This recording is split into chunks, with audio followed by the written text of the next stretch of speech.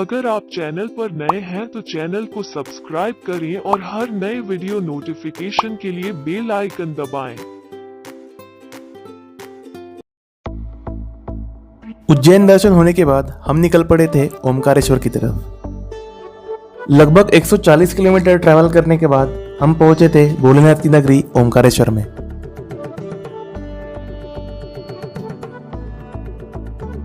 और यहाँ हम स्टे करने वाले थे संत गजानन महाराज संस्थान के भक्त निवास में। इस भक्त निवास में नॉर्मल रूम के साथ साथ एसी रूम्स भी अवेलेबल हैं, जिनके चार्जेस 400 रुपये से 1000 रुपये तक है। यहाँ ऑनलाइन बुकिंग अवेलेबल नहीं है, तो अगर आपको यहाँ के रूम्स की बुकिंग करनी है तो संस्थान आके ही करनी होगी। और ये जगह जितनी क्लीन है उतनी शांत और सुंदर भी है। और मैं ये दावे के साथ कह सकता हूँ कि पूरे ओमकारेश्वर में आपको इससे अच्छी जगह नहीं मिल सकती। दूसरे दिन सुबह हम निकले थे दर्शन के लिए।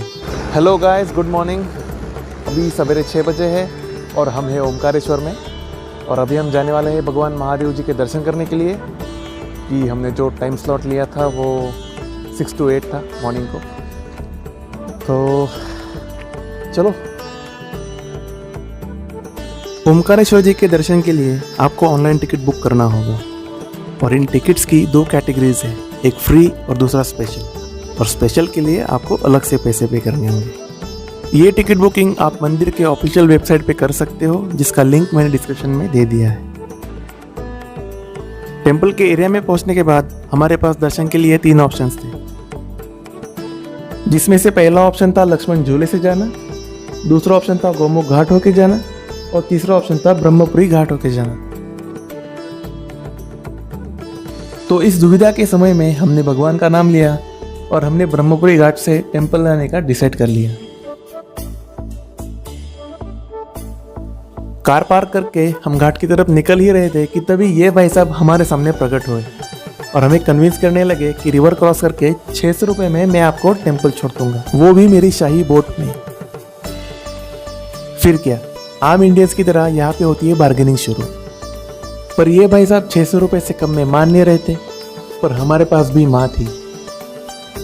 मम्मी ने 400 रुपये में बोट राइड फाइनल कर दी, वो भी एडिशनल बेनिफिट्स के साथ। और यही से शुरू होती है हमारी बोट राइड।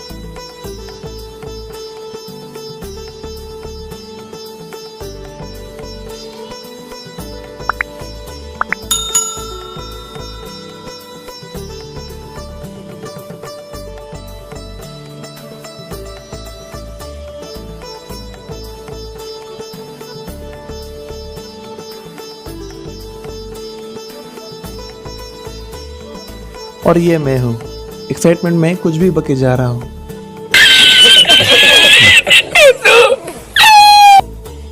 मध्य प्रदेश राज्य के खंडवा जिले में स्थित ओमकारेश्वर गांव नर्मदा नदी के तट पर बसा हुआ है। ओमकारेश्वर और ओमलेश्वर ज्योतिर्लिंग की वजह से ये गांव पूरे विश्व में प्रसिद्ध है। नर्मदा नदी के एक पार ओमकारेश्वर टेम्पल है तो दूसरी पार ममलेश्वर टेम्पल है। ऐसा भी कहा जाता है कि पहले ओमकारेश्वर ज्योतिर्लिंग के दर्शन करने चाहिए और उसके बाद ममलेश्वर ज्योतिर्लिंग के। सो हम पहुंच गए ओमकारेश्वर टेम्पल के एरिया में।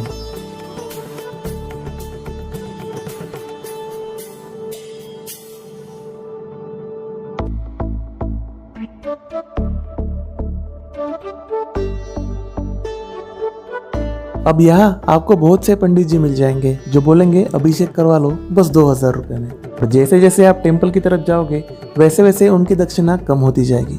सो अगर आपको अभिषेक करवाना भी है तो टेंपल के एकदम पास जाके किसी भी पंडित जी को पूछना, 101 रुपये में आपका अभिषेक हो जाएगा।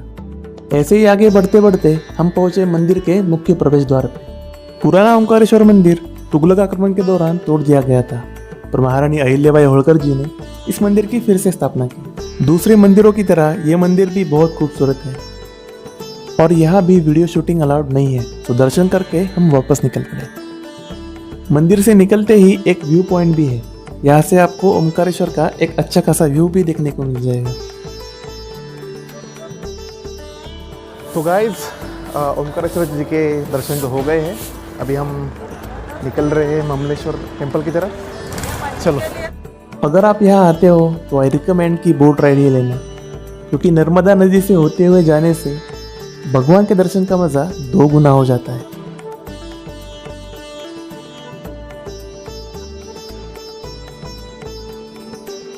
अभी हम पहुंच गए ममलेश्वर टेम्पल।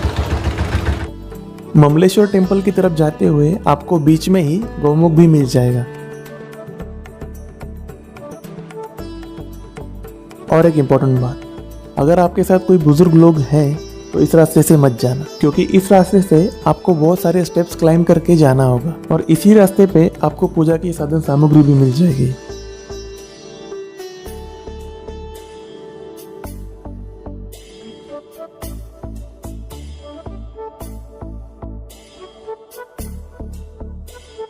ममलेश्वर टेम्पल सौराष्ट्र सोमनाथ श्री शैलेश मल्लिकार्जुन उज्जैनी महाकालम ओमकारम ममलेश्वरम। ममलेश्वर ज्योतिर्लिंग 12 ज्योतिर्लिंगों में से चौथा ज्योतिर्लिंग है और इसीलिए यह भी कहा जाता है कि ममलेश्वर ज्योतिर्लिंग के दर्शन के बिना ओमकारेश्वर जी के दर्शन को अधूरा माना जाता है। इसी टेम्पल को अमलेश्वर टेम्पल के नाम से भी जाना जाता है।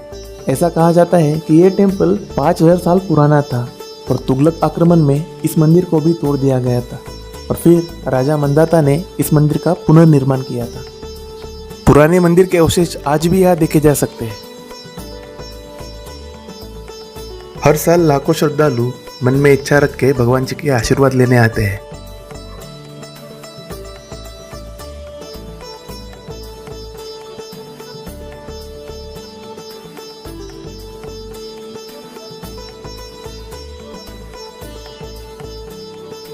इसी टेम्पल के दीवारों पे आपको एंशियंट एनग्रेविंग देखने को भी मिल जाएगी। बहुत सारी देवी देवताओं की मूर्तियां भी यहाँ कार्व की गई हुई है और इसी के साथ साथ दीवारों पे किसी लैंग्वेज में कुछ लिखा भी गया हुआ है। शायद मंदिर के निर्माण के बारे में कुछ इन्फॉर्मेशन दी गई हो। दर्शन होने के बाद हम निकल पड़े थे अपने बोट की तरफ।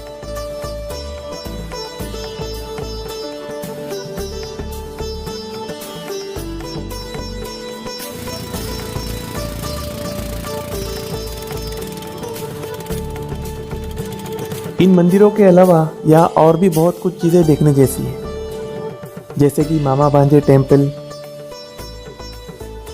Incomplete temple of god, Mahadev ji की बड़ी मूर्ति और लक्ष्मण झूला।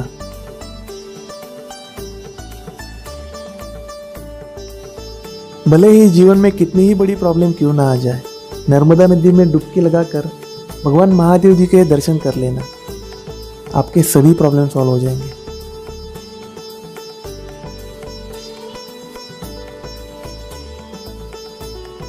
सो गाइज, ओमकारेश्वर और ममलेश्वर के दर्शन हो चुके हैं और अभी हम वापस जा रहे हैं। ओमकारेश्वर से निकल के अभी हम जाएंगे महेश्वर और महेश्वर के लिए एक अलग से व्लॉग आएगा, तो मिलते हैं अगले व्लॉग में। तो बस दोस्तों, आज के लिए इतना ही। वीडियो कैसा लगा हमें कमेंट सेक्शन में ज़रूर बताएं। वीडियो अगर पसंद आया हो तो लाइक करें, दोस्तों के साथ शेयर करें और अगर चैनल पे नए हो तो चैनल को सब्सक्राइब करना ना भूलें। मिलते हैं अगले वीडियो में।